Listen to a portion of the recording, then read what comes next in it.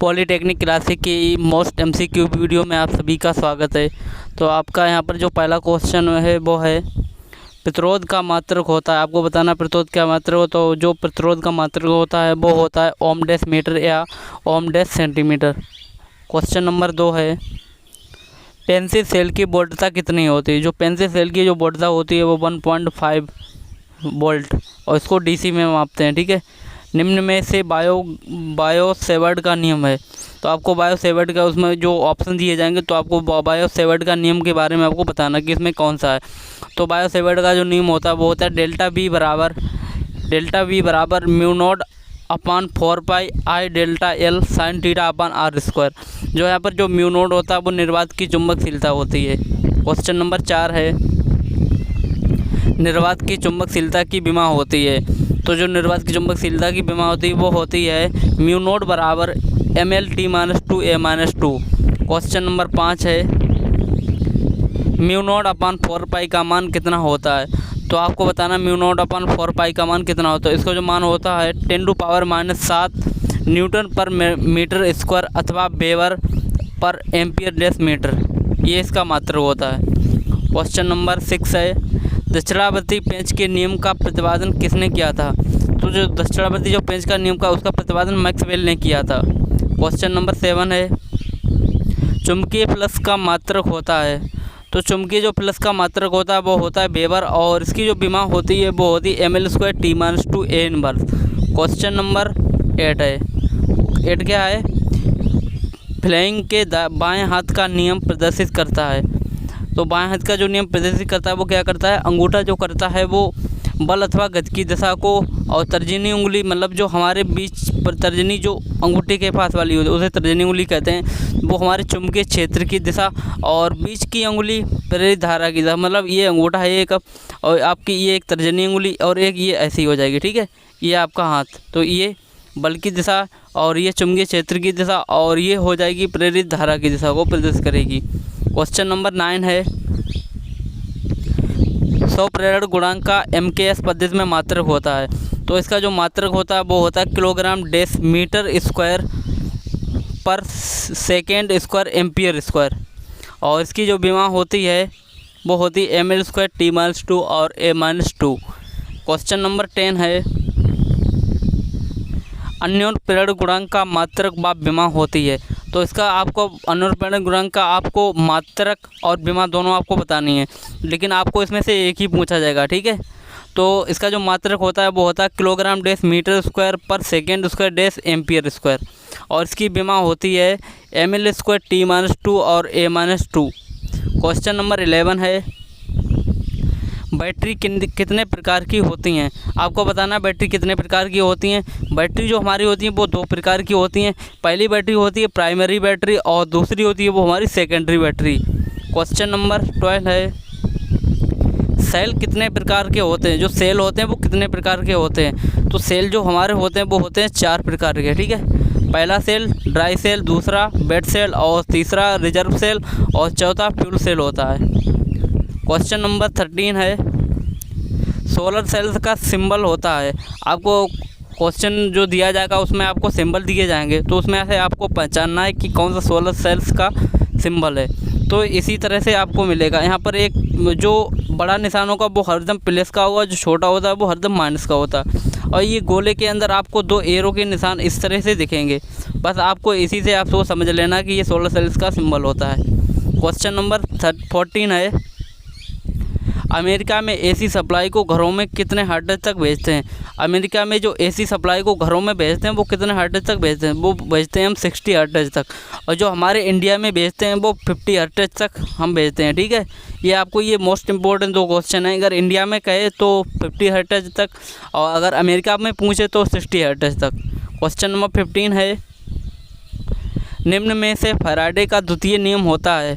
तो फैराडे का द्वितीय नियम होता है E प्रोपोर्शनल माइनस डेल्टा 5/डेल्टा T। और क्वेश्चन नंबर 16 है AC का फुल फॉर्म होता है। AC का जब फुल फॉर्म होता है वो अल्टरनेटिव करंट होता है और जो आपको DC का अगर पूछ ले तो उसको हम डायरेक्ट करंट कहते हैं। ठीक है। वो हमारा हो जाएगा डायरेक्ट करंट, ये हो जाएगा। ठीक है। क्वेश्चन नंबर 18 है पावर प्लांट को कितने भागों में विभाजित किया गया है। आपको बताना है पावर प्लांट को हम कितने भागों में विभाजित किया गया है। इसको हमने 5 भागों में विभाजित किया है। पहला जो है स्टीम थर्मल पावर प्लांट, दूसरा है हाइड्रो इलेक्ट्रिक पावर प्लांट, और जो तीसरा है वो डीजल पावर प्लांट, और चौथा है गैस टरबाइन पावर प्लांट, और नंबर 5 पे है न्यूक्लियर पावर प्लांट।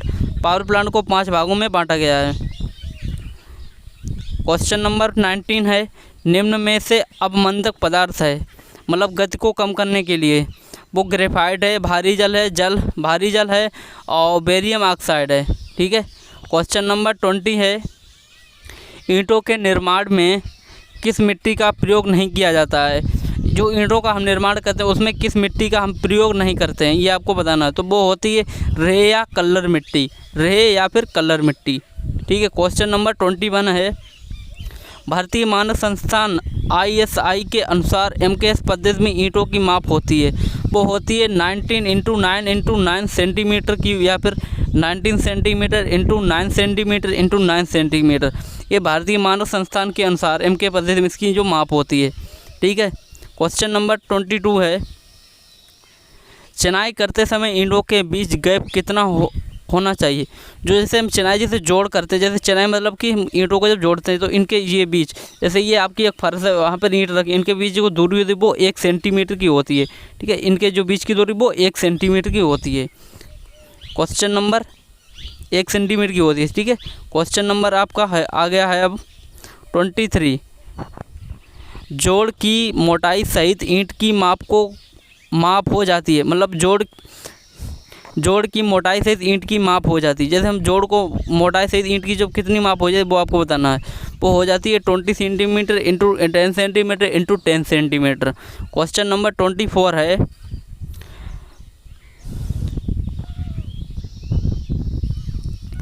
1 घन मीटर चिनाई में कितनी ईंटें लगती हैं। आपको बताना है 1 घन मीटर चिनाई में कितनी ईंटें लगती हैं। वो लगती हैं 500 ईंटें। ठीक है। क्वेश्चन नंबर 25 है, उत्तर प्रदेश में वर्तमान समय में प्रयोग की जाने वाली ईंटों की माप है।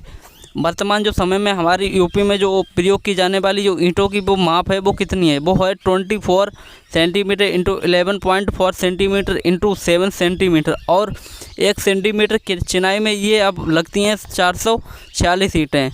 ठीक है। क्वेश्चन नंबर 26 है, ईंटों को कितने भागों में बांटा गया है। जो ईंटों को हमने 2 भागों में बांटा है, पहला है कच्ची ईंट और दूसरी है पक्की ईंट। इसे सन-ड्राइड ब्रिक्स कहते हैं और इसे बर्न्ट ब्रिक्स कहते हैं। ठीक है। ब्रिक्स कहते हैं। क्वेश्चन नंबर आपका 27 है, किन ईंटों का प्रयोग इंजीनियरिंग कार्यों में नहीं होता है। आपको बताना किन ईंटों का प्रयोग इंजीनियरिंग कार्य में नहीं करते हैं। हम कच्ची ईंट का प्रयोग इंजीनियरिंग कार्य में नहीं करते हैं। क्वेश्चन नंबर आपका है 28, प्रथम श्रेणी की ईंटों का प्रयोग भार सामान्यतः कितना % होता है। प्रथम श्रेणी की ईंटों का जो भार होता है वो कितना होता है। वो होता है 2.75 से 3.00 kg तक। ठीक है। क्वेश्चन नंबर 29 है, प्रथम श्रेणी की ईंटें अपने भार का कितना प्रतिशत सामान्यतः जल को अवशोषित कर लेती हैं। आपको बताना कि प्रथम श्रेणी की जो ईंटें होती हैं वो अपने भार का कितना % जल को अवशोषित करती हैं। वो करती हैं 15%, यानी 15%। ठीक है। 15% सिर्फ करती हैं, इससे अधिक नहीं करती हैं। क्वेश्चन नंबर 30 है, द्वितीय श्रेणी की ईंटें 24 घंटे में अपने भार का कितना % पानी सामान्यतः अवशोषित कर लेती हैं। जो 24 घंटे में द्वितीय श्रेणी की करती हैं वो कितना करती हैं। वो करती हैं 22% से अधिक नहीं, मतलब 22% से अधिक नहीं करती हैं। और जो प्रथम श्रेणी की होती हैं वो 15%। ठीक है। तो ये 22% से अधिक नहीं करती हैं। क्वेश्चन नंबर 31 है, द्वितीय श्रेणी की ईंटों का रंग होता है। और जो द्वितीय श्रेणी की जो ईंटों का जो रंग होता है वो कैसा होता है। वो होता है हल्का लाल या पीला। क्वेश्चन नंबर 32 है, तृतीय श्रेणी की ईंटें अपने भार का कितना % जल अवशोषित कर लेती हैं। जो तृतीय श्रेणी की जो ईंटें होती हैं वो अपने भार का कितना % जल अवशोषित करती हैं।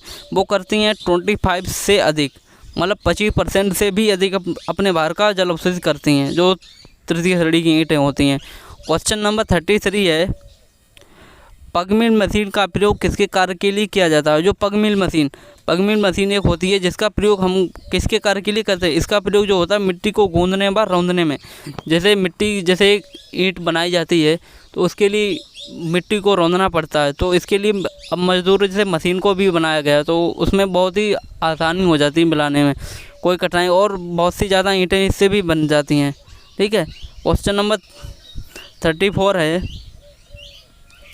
पग मिल मशीन द्वारा एक दिन में कितनी ईंटों को बनाया जा सकता है? अभी आपको बताया था बहुत ही ईंटें, तो एक दिन में 15,000 ईंटें बनाई जा सकती हैं पग मिल मशीन द्वारा। ठीक है। क्वेश्चन नंबर 35 है, ईंटों को बनाने वाले सांचे कितने प्रकार के होते हैं? ईंटों को जो बनाने वाले सांचे होते हैं वो कितने प्रकार? ये होते हैं 2 प्रकार के। पहला होता है लकड़ी का सांचा, दूसरा होता है लोहे का सांचा। ये 2 प्रकार के होते हैं, लकड़ी और लोहे का सांचा। क्वेश्चन आपका 36 है, ईंटों को बनाने वाली लोहे की सांचे की माप ईंटों के माप का कितना % अधिक होती है? जैसे ईंटों बनाने वाली लोहे की जो सांचों की जो माप होती है वो ईंट के माप का कितना अधिक हो? लोहे की सिर्फ आपको बात कर रहा है, अगर लकड़ी की कहे तो उसमें कोई भी % नहीं, लेकिन जो लोहे था उसमें थोड़ा अधिक कर दिया जाता है, क्योंकि जो लोहे में जो पानी होता है वो मतलब कहीं भी इधर जा नहीं पाता और उसमें जो ईंट भी सुगड़ जाती है, इसलिए वो जो उसके जो माप होती है वो 10% अधिक होती है। ठीक है। क्वेश्चन नंबर 37 है, लकड़ी की पैलेट बोर्ड की सामान्यता माप होती है। जैसे पैलेट बोर्ड, अब आपको बताएं पैलेट बोर्ड मतलब ये एक जैसे इस पे ये पैलेट बोर्ड होती है, ये आपका पैलेट बोर्ड है। ठीक है। ये आपका पैलेट बोर्ड है।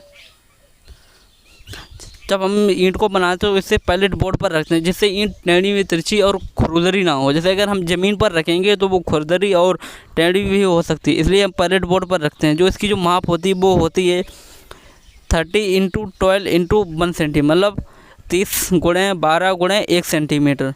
तो आज की वीडियो में बस इतना है। अगर वीडियो पसंद आई हो तो वीडियो को लाइक करें और अपने दोस्तों के साथ शेयर करें और चैनल को सब्सक्राइब करें, ताकि आपको हमेशा ऐसी वीडियो इस चैनल पर देखने को मिलती रहेंगी।